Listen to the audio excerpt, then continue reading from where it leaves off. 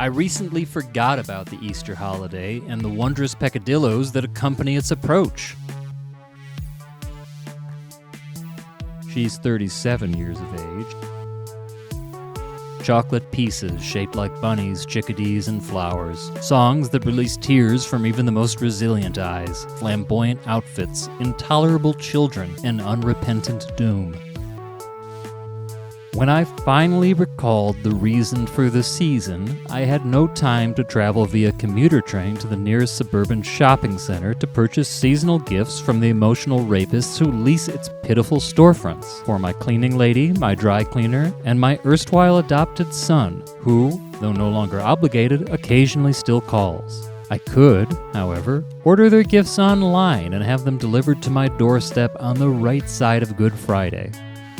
I logged into my internet account and purchased a recent video game for my cleaning lady, 2 unremarkable but identical prints of an impressionistic painting of John Wayne on his deathbed for my dry cleaner, and a stuffed brown platypus purportedly named Alfonso for my erstwhile adopted son, who, though no longer obligated, occasionally still calls. Why did I forget the Easter holiday? Well, for one thing, it's fickle. For another, I'm usually vacationing with my deceased next-door neighbor's eldest daughter in Tierra del Fuego.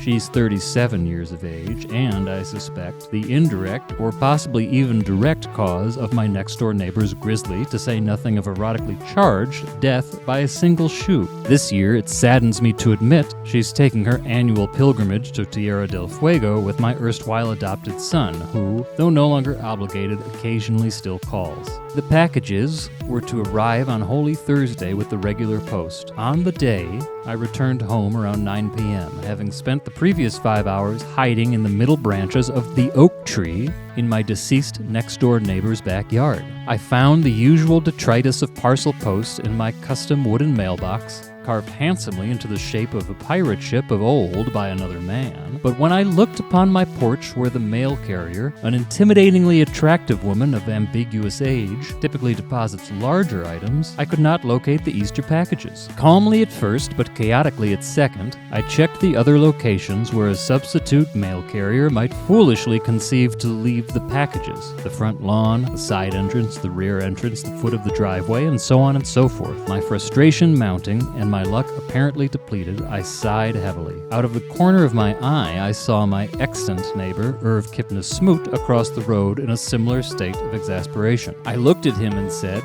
"What's up, Irv? You appear distressed." Irv looked at me and shuffled across the road. His shuffling did not cease until his nose was no less than 3 inches from my own.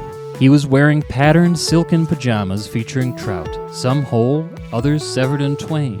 He was the kind of guy to whom the smell of goat's cheese clung like a toddler to its mother's skirt in mature settings where it can perceive its own lack of belonging. Irv responded with measured annoyance. "I ordered a selection of Easter gifts for my pool boy, an internet friend, and your deceased next-door neighbor's eldest daughter. They were guaranteed to arrive today with the regular post, but I've searched everywhere to no avail." "I suspected as much," I said, slowly backing away from him.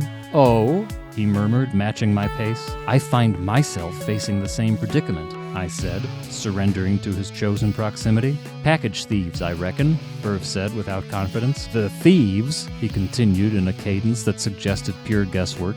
"No folks order a lot of nice items around Easter time. They cruise around in cars, sometimes flagrantly following the mail carriers. I suspect coin may be exchanged, but cannot prove it, and steal the packages moments after the mail carriers drop them at your doorstep. Your theory is tenuous at best, Irv. Don't call me over if you don't intend to humor me." Irv shook his head in dismay, returned to his own yard, and urinated on a garden gnome.